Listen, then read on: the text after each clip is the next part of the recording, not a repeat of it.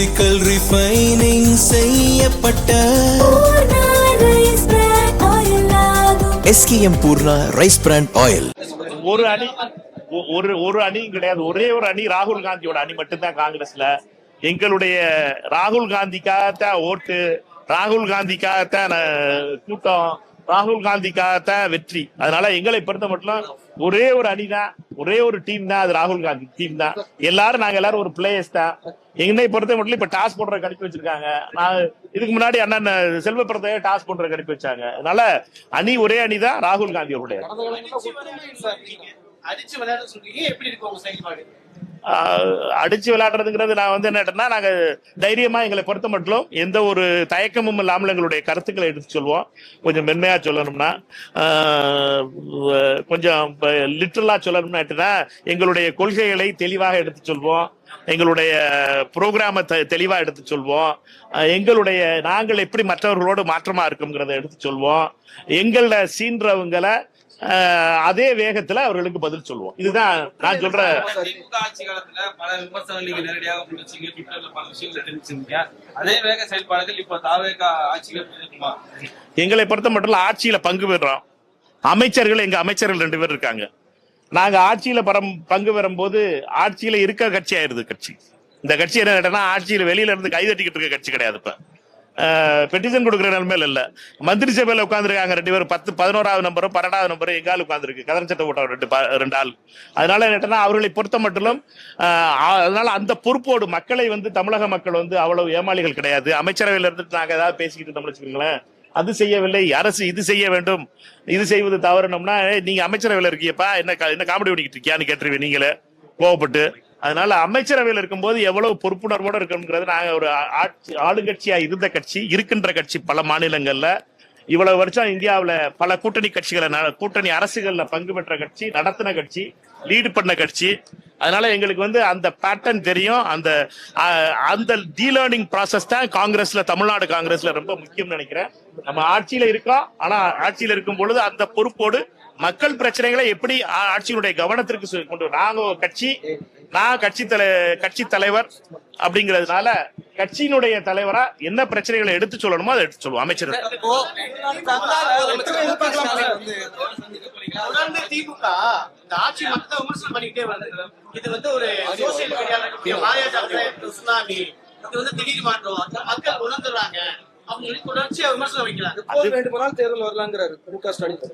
2 விஷயம் நேரத்துக்கு பதில் சொல்லிட்டேன், திருப்பி சொல்றேன். ஒண்ணு என்னன்னா, தோத்துட்டோம்னாவே இப்படித்தான் பேசுவோம் நம்ம. அதனால என்னன்னா, அது ஒரு சிண்ட்ரோம்.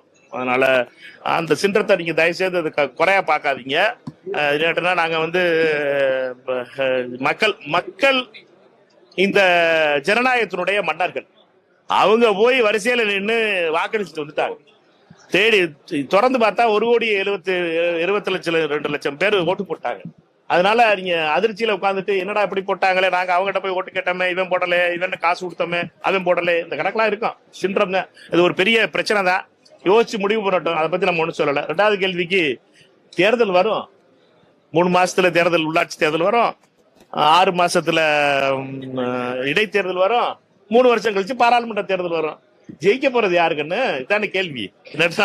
தேர்தல் வரும், ஆனா ஜெயிக்க போறது இந்த கூட்டணியா இருக்க போகுது. இந்த கூட்டணி ஏனென்றால் மிகப்பெரிய அளவுல ஊழல் லஞ்சம்ங்கிறத இந்த கடந்த 45 நாட்களில் மிகப்பெரிய அளவுல குறைக்கப்பட்டிருக்கு அப்படிங்கிறது ஒரு பெரிய விஷயமா, மாற்றமா பாக்குறோம். அதே மாதிரி அப்ரோச்சுங்கிறது, இந்த கவர்மெண்ட் அப்ரோச்சுங்கிறது மாறி இருக்கு. ஊழல், 0 டாலரன்ஸ் ஆன் கரப்ஷன்ங்கிறது தமிழ்நாட்டுக்கு புதிய மேட்ரு. தமிழ்நாடு ஏறக்குறைய 40-45 வருஷங்களா ஊழல்ல அந்த கட்சி 7% இருந்தாங்க, அடுத்த கட்சி 9% ஆக்குனாங்க, அதுக்கு அடுத்து 18% ஆக்குனாங்க, அதுக்கப்புறம் 18 ஆக்குனாங்க, அதுக்கு அடுத்து 26 ஆக்குனாங்க, 26ல இருந்து 34 ஆக்குனாங்கிற அந்த ஃபாஸ்ட்ல போயிட்டு திடீர்னு மீட்டர் டவுன் ஆயிருக்கு. அதனால மீட்டர் டவுன் ஆன உடனே தமிழ்நாட்டுல மாற்றம் மிகப்பெரிய கீழே உள்ள மக்கள்கிட்ட பேசும்போது மிகப்பெரிய நம்பிக்கை தெரியுது. அதுதான் மிகப்பெரிய மாற்றம் நான் நினைக்கிறேன். சார், முக ஸ்டாலினே காதர் மொய்தீன் நேரடியா பேசியிருக்காரு. அதாவது எடப்பாடி பழனிசாமி முதலமைச்சர் ஆகணும், அதாவது அவர் சொல்றாரு, காதர் மொய்தீன் சொல்றாரு, முதல் நாள் எடப்பாடினாங்க, 2வது நாள் திருமாவளவன் சொன்னாங்க அப்படின்னு குற்றச்சாட்டை வச்சிருக்கேன். எப்படி பாக்குறீங்க? நான் இந்த பஞ்சாயத்துக்குள்ள போக விரும்பல. நான் ஏதாவது சொன்னேன்னா நீங்க ஏதாச்சும் ஒரு திருச்சி போட்டு விட்டுருவீங்க. நான் சொல்றதே அதுதான். நாங்க 4ஆம் தேதியே எங்களுக்கு தெரியும். 4ஆம் தேதி சாயந்தரம் எங்களுக்கு தெரியும் அது எங்க மூவ் ஆகிட்டு இருக்குங்கிறது. அதனாலதான் நாங்க 5ஆம் தேதி காலையில போய் 5ஆம் தேதி டெல்லியில மீட்டிங் போட்டோம். 5ஆம் தேதி சாயந்தரத்துக்குள்ள எங்களுக்கு லேட் நைட் எங்களுக்கு நாங்க முடிவு பண்ணோம். 6ஆம் தேதி காலையில போய் சப்மிட் பண்ணிட்டோம். நாங்க அதை தவிர வேற எதுவுமே அவங்ககிட்ட பேசினாங்க, எங்கிட்ட எதுவும் பேசல. அதனால இந்த பஞ்சாயத்துக்குள்ள நாங்க போன தேவையில்லாத பஞ்சாயத்துக்குள்ள போயிட்டு திமுக வந்து முழுக்க போராட்டத்தை பத்தி என்ன நினைக்கிறீங்க?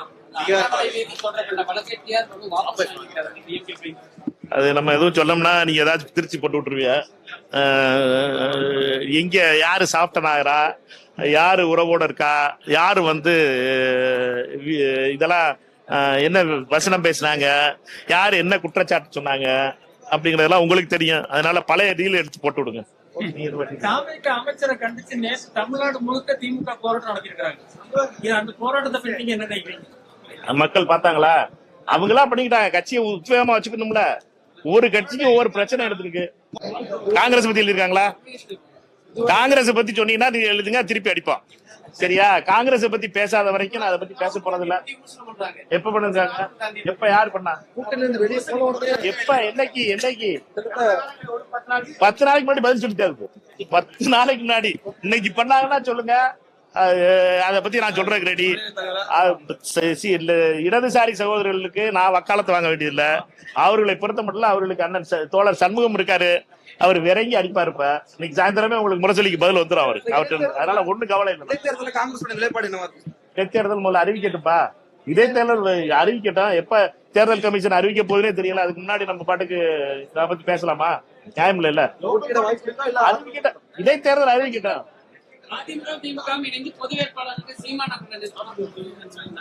இதெல்லாம் யூகங்களுக்கு பதில் சொல்ல முடியாது. அறிவிக்கட்டும், அறிவிச்ச உடனே சொல்லுவோம். யாரு அண்டர் கிரவுண்ட் கூட்டணி வெளியில வந்துருச்சாங்கிறத பாப்போம். அதனால நீங்க இதெல்லாம் வந்து யூகங்களுக்கு பதில் சொல்லணும்னு நியாயமா இருக்காது.